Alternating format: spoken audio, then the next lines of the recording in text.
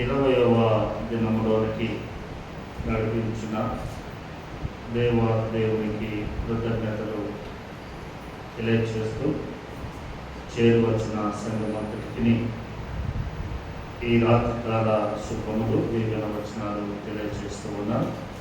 దేవుడు మనను దీవించుగాక. వీళ్ళగా ఈ రాత్రి వేళ మార్కు సువార్త 4వ అధ్యాయము 17 నుండి మనము చదవగలుగుతున్నాం. మరొకసారి జ్ఞాపకం చేసుకుందాం.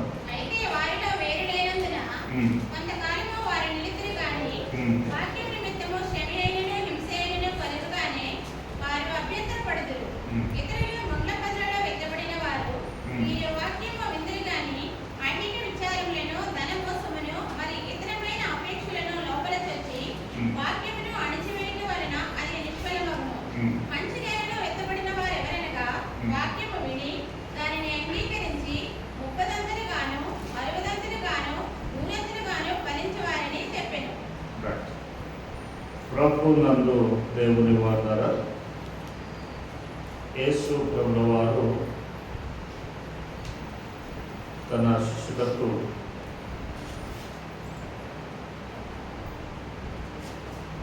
ఈ విత్తువాణి ఉపమానంలో జ్ఞాపకం చేస్తూ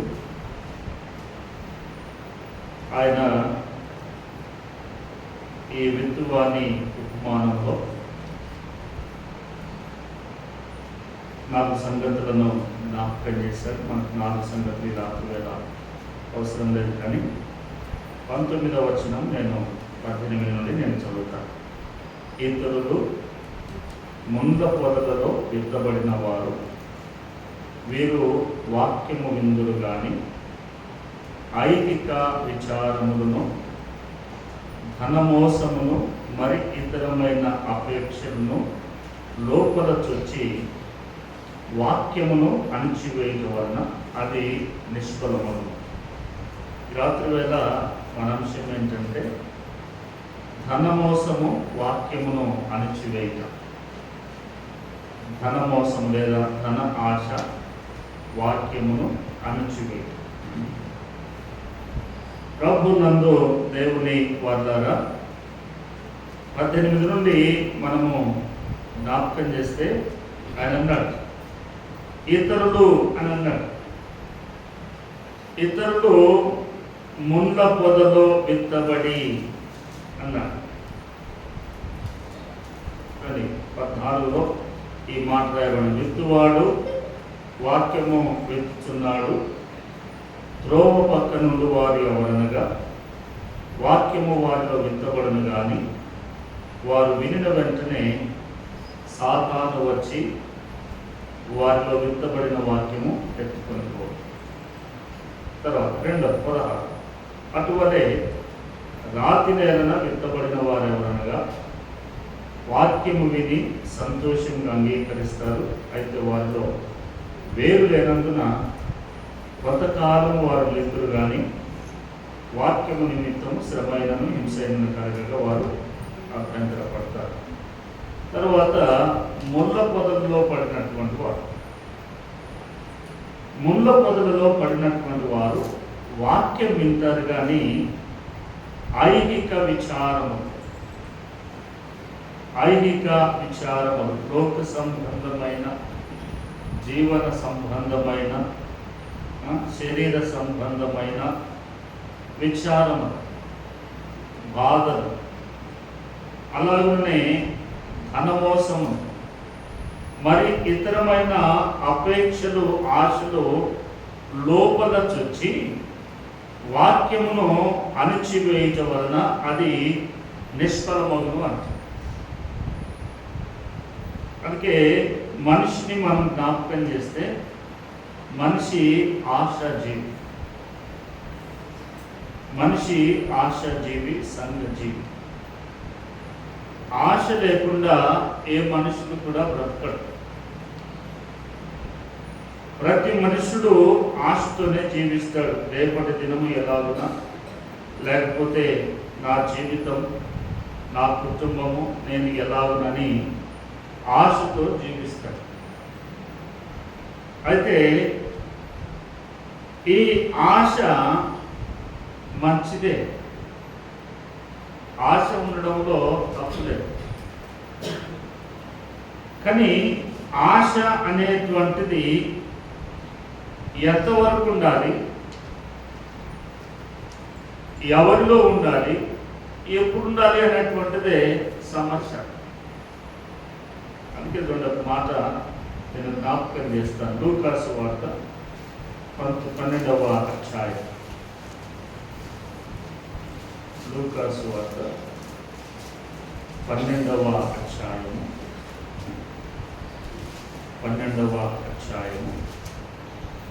29వ వచనం నుండి ఏమి తిందుమో ఏమి త్రాగుదుమో అని విచారింపకుడి, అనుమానము కలిగి ఉండకుడి. చూడండి, ప్రభు ఇక్కడ శిష్యులతో మాట్లాడుతున్నాడు.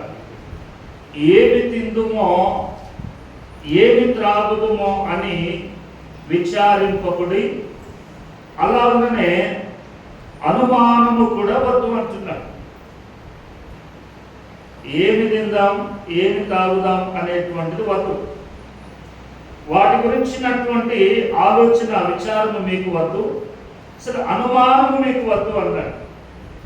తర్వాత 30లో అన్నాడు, ఈ లోకపు జనులు వీటన్నిటినీ వెతుకుతారు. లోకపు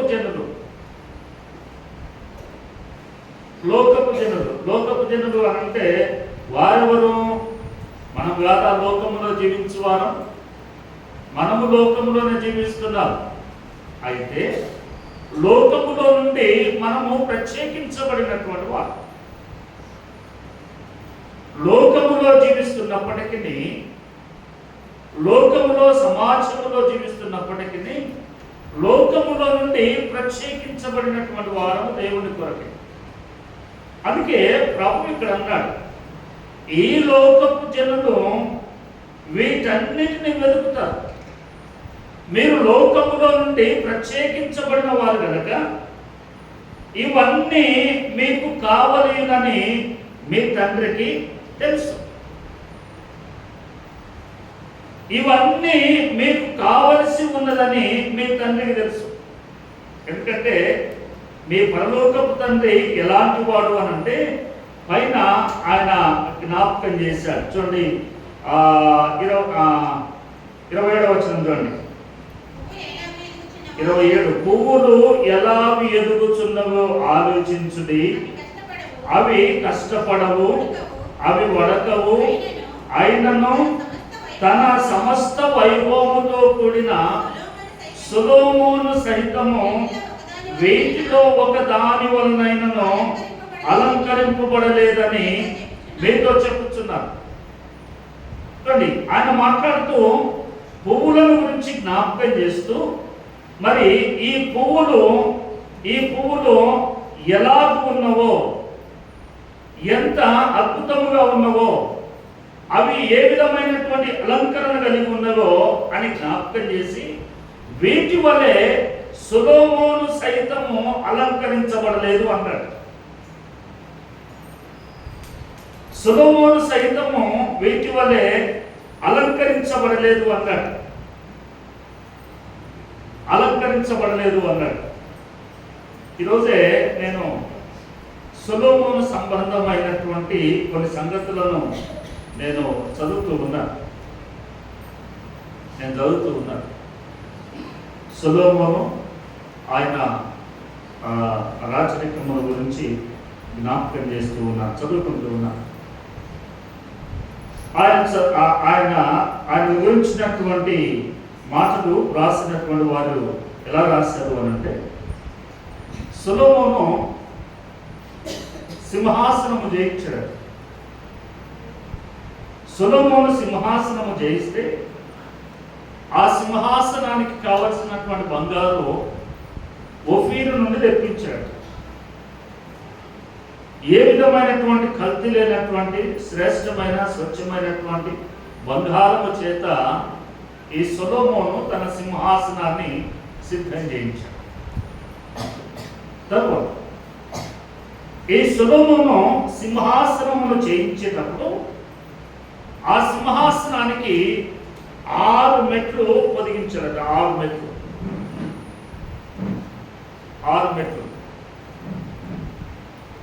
6 మెట్లు ఆయన పొదిగిస్తూ 6 మెట్లు స్టెప్లు అలా పెట్టుకుంటూ వచ్చాడు.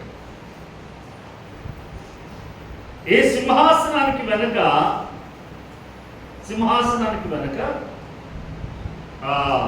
దీపస్తంభాన్ని పెట్టాడు. ఇటు 7 శాఖలు వచ్చినట్లుగా ఆయన 7 శాఖలను ఇటువైపున కుడివైపున 7, ఎడమ వైపున 7 శాఖలను కలిగి ఉన్నాడు. ఈ కుడివైపున ఉన్నటువంటి 7 శాఖలను జ్ఞాపకం చేస్తే, ఈ కుడివైపున ఉన్నటువంటి 7 శాఖలు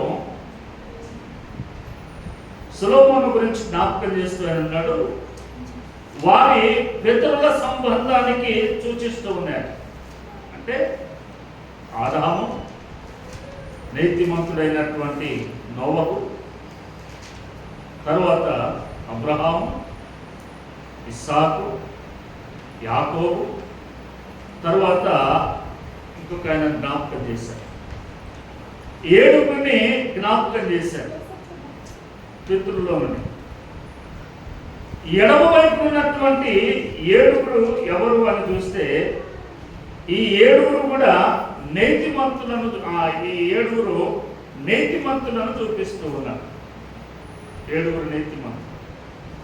అందులో మోసే, అహరోను, హూరు, అలాగనే ఆయన ఇద్దరు కుమారులు, అలాగున 7 ఈ వైపున చూపిస్తూ ఉన్నారు. ఇంతగా సొలొమోను అలంకరించబడి, ఇంతగా తన సింహాసనము గాని ఆయన గాని అలంకరించబడి ఉంటే, దేవుని మాట ప్రభుల వారు శిష్యులకు జ్ఞాపకం చేస్తూ అంటాడు, పువ్వులను చూడండి, అవి ఎలాగునే ఎదుగుచున్నవో ఆలోచించండి. పువ్వులు కష్టపడవు, అవి వడకవు, అయినను తన సమస్త వైభవముతో కూడిన సొలొమోనును సైతము వీటిలో ఒకదాని వలనైనను అలంకరించబడదు. అంటే లోకములో నుండి దేవుని కొరకు ప్రత్యేకించబడినటువంటి వారు ఏ విధముగా ఉంటారు అని ప్రభుల వారు చెప్పకనే చెబుతూ ఉన్నారు. లోకములో నుండి ప్రభు కొరకు ప్రత్యేకించబడినటువంటి వారు ఇలాగ ఉంటారు. లోకములో నుండి ప్రత్యేకించబడినటువంటి వారికి ఈ లోక సంబంధమైనటువంటి, జీవన సంబంధమైనటువంటి ఐహిక విచారములు అనేటువంటివి ఏవి కూడా వారిలోనికి రాకూడదు అని అంటాడు ప్రభు. అందుకే యోహాను సువార్త 15వ అధ్యాయము 2వ వచనంలో ఆయన జ్ఞాపకం చేస్తూ అంటాడు. యోహాను సువార్త 15వ అధ్యాయము 2వ వచనం చూడండి, నాలో ఫలింపని ప్రతి తీగను ఆయన తీసి బయట పారవేయును. నాలో ఫలింపని ప్రతి తీగను అన్నాడు. లోకములో నుండి ప్రత్యేకించబడినటువంటి మనుషుడు ఎవరితో ఉండాలి, ఎవరిలో ఉండాలి అనంటే యేసు ప్రభుల వారితో ఉండాలి, యేసు ప్రభువులో ఉండాలి. లోకము నుండి ప్రత్యేకించబడినటువంటి మనుషుడు యేసు ప్రభుల వారితో ఉండాలి. ఎట్ ది సేమ్ టైం యేసు ప్రభువులో ఉండాలి. యేసు ప్రభువులో ఉంటే ఆ మనుషుడు ఫలిస్తాడు. ఒకవేళ యేసు ప్రభువులో లేకపోతే వాడు ఫలించడు. యేసు ప్రభువులో లేనటువంటి వాడు ఐహిక విచారములు కలిగి, జీవన సంబంధమైన, ధన సంబంధమైనటువంటి ఆలోచనలు కలిగి వాడు జీవిస్తూ ఉంటాడు. అందుకే ప్రభువు ఎన్నుకునే ముందే లోకములో నుండి దేవుడు ఎవరినైతే ఎన్నుకుంటాడో వారికి ముందుగానే ఒక ఆజ్ఞ, ముందుగానే ఒక మాటను వారికి జారీ చేస్తాడు. ముందుగానే వారికి మాటను జారీ చేస్తాడు, ఆజ్ఞను జారీ చేస్తాడు. చూడండి, అది ఏమిటో మీకు నేను జ్ఞాపకం చేస్తాను. ద్వితీయోపదేశ కాండము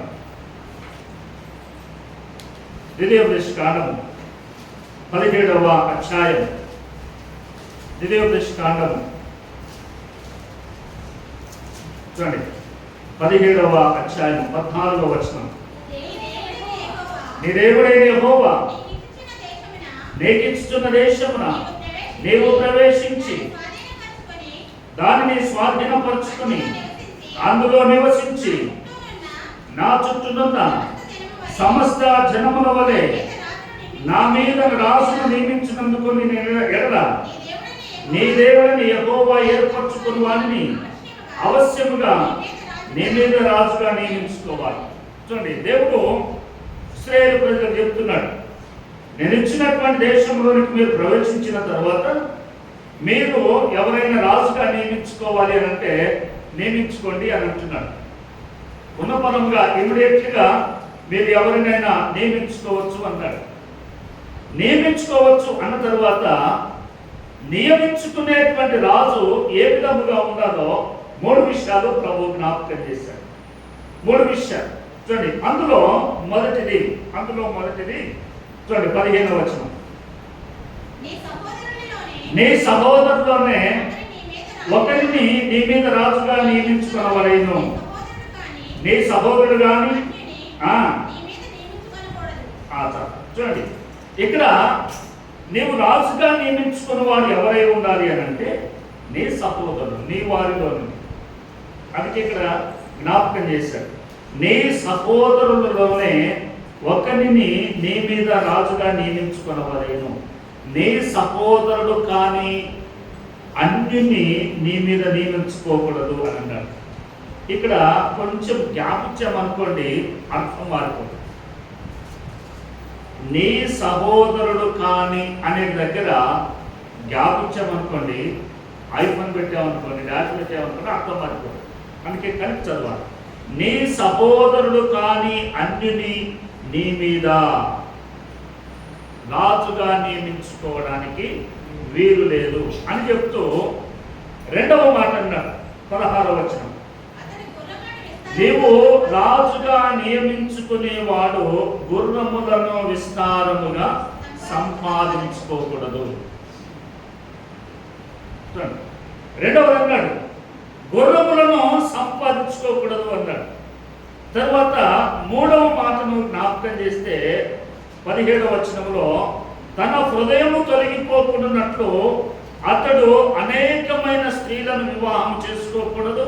4వది వెండి బంగారములను అతడు తన కొరకు బహుగా విస్తరింప చేసుకోకూడదు అన్నాడు. దేవుడు తను లోకములో నుండి ఎన్నుకునేటువంటి మనుషులను, లోకము నుండి తన కొరకు ఏర్పాటు చేసుకునేటువంటి మనుషులను దేవుడు ముందుగానే వారికి జ్ఞాపకం చేసుకున్నాడు, ముందుగానే వారికి తెలియజేస్తూ ఉన్నాడు. ఇదిగో నేను ఏర్పాటు చేసుకునేటువంటి మనుషులు ఈ విధముగా ఉండాలి, ఈ విధమైనటువంటి నియమ నిబంధనలు కలిగి వారు ఉండాలి, నియమ నిబంధనలు కలిగి వారు ఉండాలి. అంతేగాని వారు నేను చెప్పిన దానిని మేరుటకు వీలు లేదు అని దేవుని మాట జ్ఞాపకం చేయవాలి. అందుకే యోహాను ఏమన్నాడు, నాలో ఫలింపని ప్రతి తీగ బయట పారవేయబడును, వాడు ఎవడైనా సరే. నాలో ఫలించని ప్రతి తీగను బయట పారవేయబడును అన్నాడు. ఎందుకంటే ముందుగా వారికి ఆజ్ఞ ఇచ్చాడు, మాట ఇచ్చాడు. మన జీవితాలు ఎప్పుడు కూడా మనకు ఇవ్వబడినటువంటి ప్రశ్నల దగ్గరికి పోము, అందుకే మనకు జవాబు దొరకదు. మనకి ఏదైతే ముందుగా ముందుగా ఇవ్వబడినటువంటి ప్రశ్న ఉన్నదో ఆ ప్రశ్నను మనం తీసుకోం. ప్రశ్న తీసుకుంటే జవాబు అర్థమైపోతుంది. జవాబు అర్థమైపోతే పరీక్ష నువ్వు రాయగలిగితే నీకు 100% మార్కులు వస్తాయి. ప్రశ్న తెలియకుండా నువ్వు జవాబు రాసావు అనుకోండి, ఎందుకు రాస్తున్నావో తెలియదు, ఏం రాస్తున్నావో తెలియదు, ఏ సందర్భమో కూడా తెలియదు. లోకములో నుండి దేవుని కొరకు ప్రత్యేకించుకునేటువంటి ఏ మనుషుడికైనా దేవుడు ముందుగానే జ్ఞాపకం చేశాడు, ముందుగానే తెలియజేశాడు. ఇక్కడ సొలొమోనుకు లేదా రాజుకు జ్ఞాపకం చేశాడు. రాజు ఈ విధముగా ఉండాలి, ఈ విధముగా ఉండకూడదు అని ఆయన జ్ఞాపకం చేశాడు. చూడండి, మరి ఇంతగా ఆయన జ్ఞాపకం చేసినప్పటికీ వీరు చేసినటువంటి పనులు ఏమిటో చూడండి.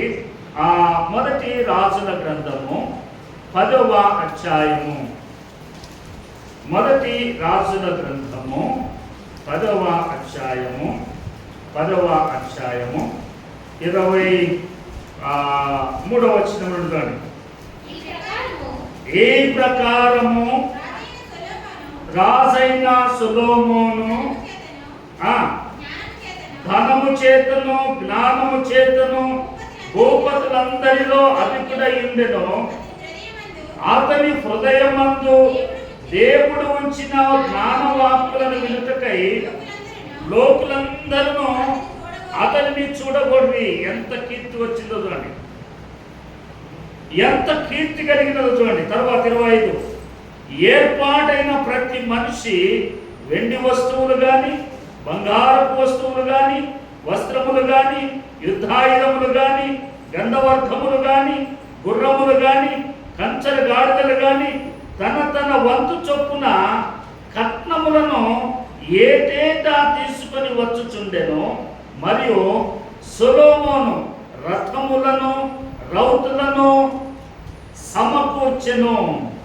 అతడు 1400 రథములను 12,000 రౌతులను గలవాడై ఉండెను.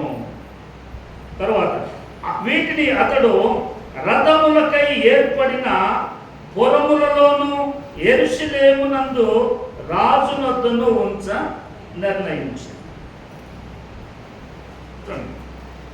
లోకములో నుండి ఏర్పరుచుకున్నటువంటి ఈ మనుషుడికి దేవుడు ఆజ్ఞ ఇచ్చిన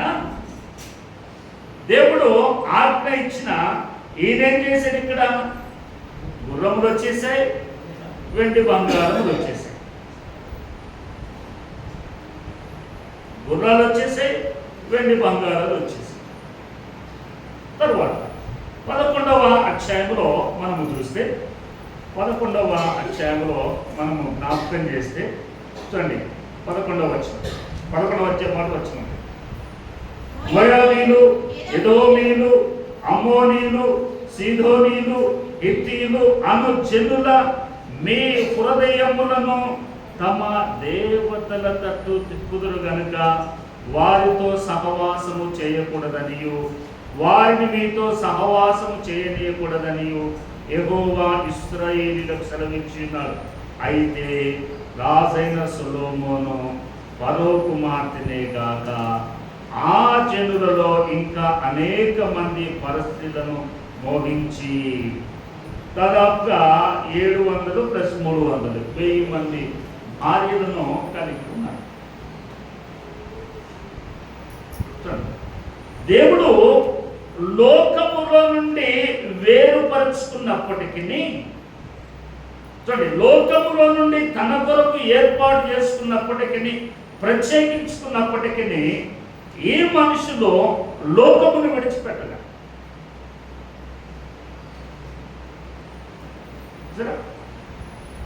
లోకములో నుండి దేవుడు వీరిని ఏర్పాటు చేసుకున్నాడు. అందుకే 15వ అధ్యాయం 2వ వచనం నాలో ఫలించని అని అన్నాడు. ఆయనలో ఫలించాలి అని అంటే ఆయనతో సహవాసం ఒక్కటే సరిపోదు, నీవు ఆయనలో ఉండాలి. ఒక చెట్టు తీసుకొచ్చాం, ఒక మొక్కను తీసుకొచ్చాం, అది పెరిగి పెద్దదై మంచి ఫలాలు ఇవ్వాలంటే ఏం చేయాలా? ఎక్కడ నాటాలా? ఎక్కడ నాటాలా? నేలలో అంతేగా. అది మంచిదా చెడ్డదా అనేది నువ్వు చూసుకో. అది ఎర్రమట్ట నల్లమట్ట ఏ మట్ట అనేది అది తర్వాత విషయం. కానీ ఒక చెట్టు ఒక మొక్క పెరగాలి అని అంటే అది ఎక్కడ నాటబడాలా? భూమిలో నాటబడాలి.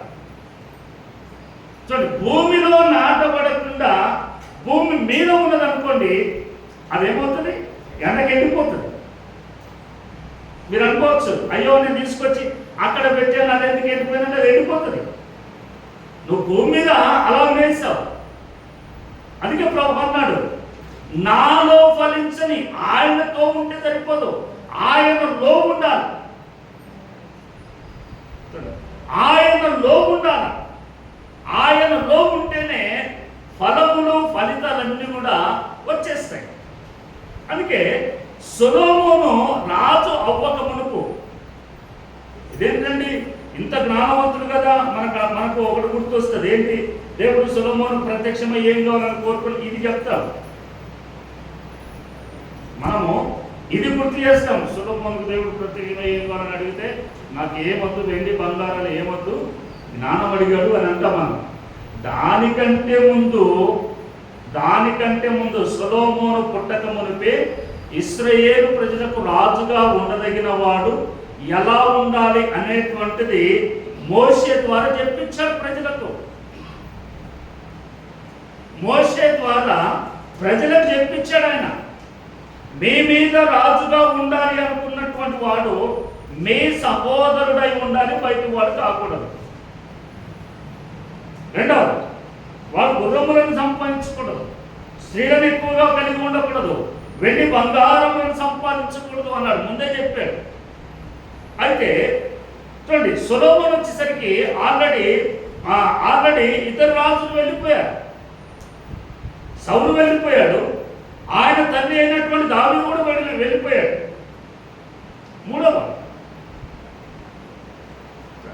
ఈయన దేవుని మాటలు ఈయనకు గ్రంథం కూడా ఉంది. ఈయనకి ఎప్పుడు కూడా ఆ సింహాసనం మీద ఆయన గ్రంథం ఉండేది, ధర్మశాస్త్రము బైబిల్ గ్రంథము ఆయన సింహాసనం మీద ఉండేది. మన చేతుల్లో బైబిల్ ఉన్నట్టే.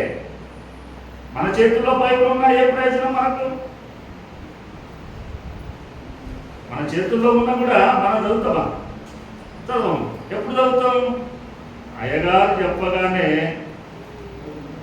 చెప్పగానే ఇక మనం తీస్తూ ఉంటాం. ఇక్కడ చదువుతాను నేను, అందుకే అంటున్నాను, ఇక్కడ చదువుతాను. నేను రెఫరెన్స్ చెప్పినప్పుడు రెఫరెన్స్ చదవండి ఎవరైనా సరే. ఇక్కడ కూర్చొని ఇది అట్నే ఉందా అని సీరియల్గా చదువుతారు. ఇటు చూడమన్నప్పుడు ఇట్లా చూస్తారు. ఇక్కడ చదవద్దు. నువ్వు చదవాలన్నటువంటి ఆశ ఆకాంక్ష ఇంటి దగ్గర. నీకు బైబిల్ ఉంటే ఏం ప్రయోజనం? నీలో బైబిల్ ఉంటే ఏం ప్రయోజనం? నీ బైబిల్ చూస్తే నువ్వు ఎంత చదువుతావో నేను ఈజీగా చెప్పేస్తా.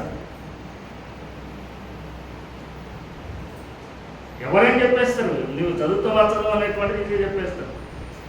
ఆయన కూడా సింహాసనము మీద ధర్మశాస్త్రం ఈ గ్రంథం ఉండినప్పటికీ ఆయన దేవుని మాటను ప్రక్కకు పెట్టి లోక సంబంధంలో పడిపోయాడు. అందుకే దేవుడు ఆయన పక్కకు పడేస్తాడు. సరే, ఈయనను మీరు ఏదో పాత నిబంధనలో మీరు జ్ఞాపకం చేస్తున్నారు కదా, మరి నూతన నిబంధన గ్రంథంలో ఏమైనా ఉందా అని అంటే యేసు ప్రభుల వారు నూతన నిబంధన గ్రంథములో కూడా ఆయన జ్ఞాపకం చేశాడు. చూడండి, యేసు ప్రభుల వారు శిష్యులకు ఆయన మొట్టమొదటిగా పరిచర్యకు శిష్యులను పంపిస్తూ ఉన్నప్పుడు వారికి ఏం జ్ఞాపకం చేశాడు చూడండి. అదే మత్తయి సువార్త 10వ అధ్యాయం. మత్తయి సువార్త 10వ అధ్యాయము 5వ వచనం చూడండి. యేసు ఆ 12 మందిని పంపుచు వారిని చూచి వారికి ఆజ్ఞాపించినదేమనగా, వెళ్ళకుడి, ప్రవేశింపకుడి, కానీ ఇశ్రాయేలు వంశములోని వెళ్ళండి, వెలుచు ఈ మాట చెప్పండి, పరలోక రాజ్యము సమీపించి ఉన్నదని ప్రకటించుడి, రోగులను స్వస్థపరచుడి, చనిపోయిన వారిని లేపుడి, కుష్ఠరోగులను శుద్ధులుగా చేయుడి, దయ్యములను వెళ్ళగొట్టుడి. ఉచితముగా పొందితిరి గనుక ఉచితముగానే ఇయ్యండి. మీ సంచులలో బంగారమునైనను వెండినైనను రాగినైనను ప్రయాణముల కొరకు జాలనైనను 2 అంగీలనైనను చెప్పులనైనను చేతి కర్రనైనను సిద్ధపరచుకొనకుడి. పనివాడు తన ఆహారమునకు పాత్రుగాడా. అక్కడ రాజుగా ఉండదగిన వాడు ఏ విధముగా ఉండాలో అక్కడ వారికి జ్ఞాపకం చేశాడు. జాగ్రత్త గమనించండి. అక్కడ రాజుగా ఉండాలి అనుకున్న వాడికి ఏమి ఉండాలో జ్ఞాపకం చేశాడు. ఇక్కడ నూతన నిబంధన గ్రంథంలో యేసు ప్రభుల వారు తన శిష్యులను మొట్టమొదటిసారి మిషన్ ఫీల్డ్ లోకి పరిచర్యకు లోకంలోనికి పంపిస్తున్నప్పుడు ఆయన జ్ఞాపకం చేశాడు. మీ సంచులలో బంగారమునైనను వెండినైనను రాగినైనను ప్రయాణము కొరకు జాలనైనను 2 అంగీలనైనను చెప్పులనైనను చేతికరనైనను సిద్ధపరచు కొనకుడి.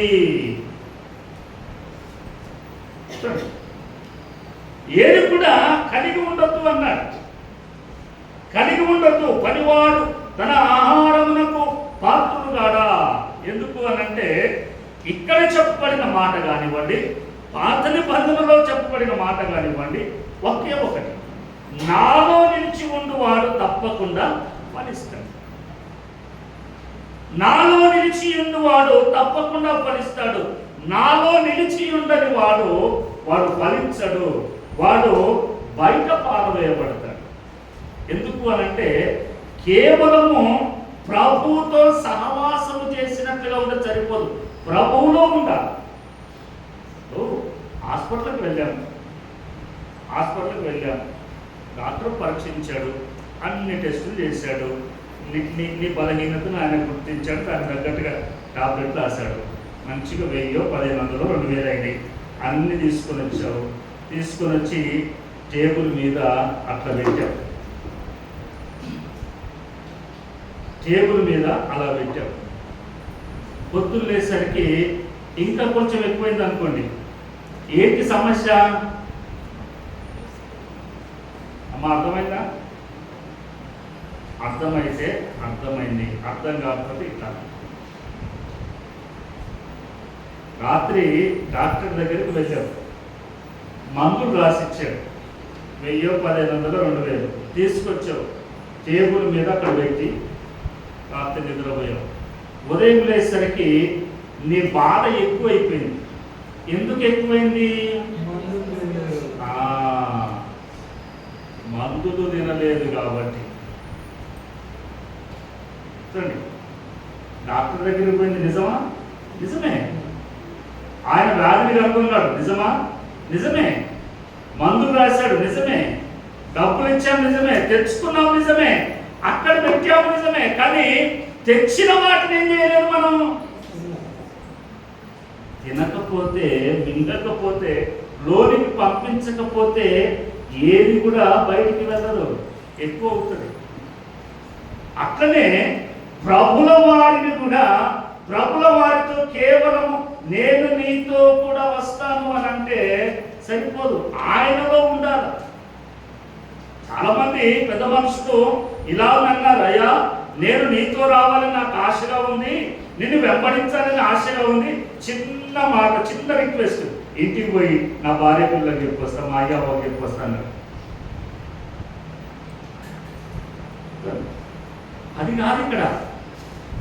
నీవు ఆడిపోవాలన్నా, నీవు ఫలించాలన్నా, నీ ఐహిక విచారములన్నీ కూడా పోవాలన్నా నీవు ప్రభువులో ఉండాలి. నీవు ప్రభువులో ఉండాలి. ప్రభువులో ఉంటే నీకు ఐహిక విచారములు, ధన సంబంధమైనటువంటి బాధలు, ధన సంబంధమైనటువంటి ఇబ్బందులు, ఇరుకులన్నీ కూడా దేవుడు తొలగిస్తాడు. దేవుడు తొలగిస్తాడు. ఈ ఐహిక విచారములు కలిగి ఈ దిన సంబంధమైనటువంటి ఆలోచనలు కలిగి దేవుని సన్నిధికి వెళ్ళలేవు. దేవుని సన్నిధికి వెళ్ళినా కూర్చున్న దేవుని వాక్యం వినలేము. ఎందుకు అని అంటే మన ఆలోచన అంతా కూడా వాటి మీదనే ఉంది. మన ఆలోచన అంతా కూడా వాటి మీదనే ఉంటుంది. అందుకే దేవుని వాక్యము మనలో ఫలించదు. దేవుని వాక్యము మనలో ఫలించదు. అందుకే ఈ రాత్రి వేళ యేసు ప్రభుల వారు జ్ఞాపకం చేసినట్టు, యేసు ప్రభుల వారు మనకు తెలిపినట్టుగా ఐహిక విచారం, లోక సంబంధమైనటువంటి ఆలోచన, ధన సంబంధమైనటువంటి ఆలోచన, అనుమానాలన్నీ కూడా దేవుని వాక్యమును అణచివేస్తాయి. అంటే దానికి ఎక్కువగా ప్రయారిటీని ఇవ్వనివ్వరు, దానికి ఎక్కువగా సమయాన్ని కేటాయించనివ్వరు. దేవుడి వైపు చూసి దేవుడిలో ఉంటే దేవుడు ఆయన తన పని ఆయన చేస్తాడు. నీవు ఆయనలో ఉంటే నీ పని ఆయన చేస్తాడు. నీ పని ఆయన చేస్తాడు. కొత్త మార్గం సమయం అయిపోయింది. ప్రసంగి గ్రంథము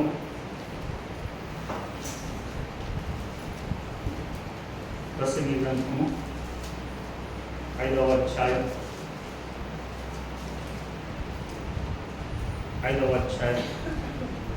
13వ వచనంలో, సూర్యుని క్రింద మనస్సునకు ఆయాసకరమైనది ఒకటి జరుగుట నేను చూసితిని. చూడండి, సొలొమోను అంటాడు, సూర్యుని కింద ఆయాసకరమైనది ఒకటి నేను జరుగుట చూచితిని. అదేమనగా ఆస్తి గలవాడు తన ఆస్తిని దాచిపెట్టుకొని తనకు నాశనము తెచ్చుకొనెను. చూడు, ఆస్తి గలవాడు తన ఆస్తిని ఏం చేశాడట? దాచిపెట్టుకొని తనకు నాశనము తెచ్చుకున్నాడు. ఆయన ఎవరో కాదు, ఈయనే. ఎవరైతే చెప్తున్నాడో ఆయనే. ఎంత వెండి, బంగారములు, ఇనుములు ఇవన్నీ సంపాదించాడు. లాస్ట్కి వచ్చేసరికి ఆయన పరిస్థితి ఏంటి? దేవునికి దూరం అయిపోయాడు. ప్రయోజనం ఏంటి? అందుకే దేవుని మాట సత్యము ఏం జ్ఞాపకం చేస్తుందో 15వ వచనం చూడము, చివరి మాట. ఏ ప్రకారముగా తల్లి గర్భము నుండి వచ్చెనో ఆ ప్రకారముగానే తాను వచ్చినట్లే దిగంబరిగానే మరలా పోవును. తాను ప్రయాసపడి చేసిన దానిలో ఏదైనాను చేత పట్టుకొని పోడు. నీకు ఎంత సంపాదించినా దేవునిని కాదని, లోకమును కాదని, సమాజమును కాదని, నీ కుటుంబాన్ని కాదని, నీవు ఎంత సంపాదించిన దానిలోని కొంచెమైనా ఎంతైనా నీవు పట్టుకొని పోలేవు. నువ్వు పట్టుకొని పోయింది భూమి మీద విడిచేది ఏంటి అని అంటే కీర్తి. నీవు సంపాదించిన కీర్తి. మంచిగా బ్రతికి 10 మందిని సంపాదించుకుంటే వాడు మంచి మనిషి అంట. ఎవరిని సంపాదించుకోకుండా ఏమీ లేకుండా వెళితే ఆయనది ఒక బ్రతికేనా?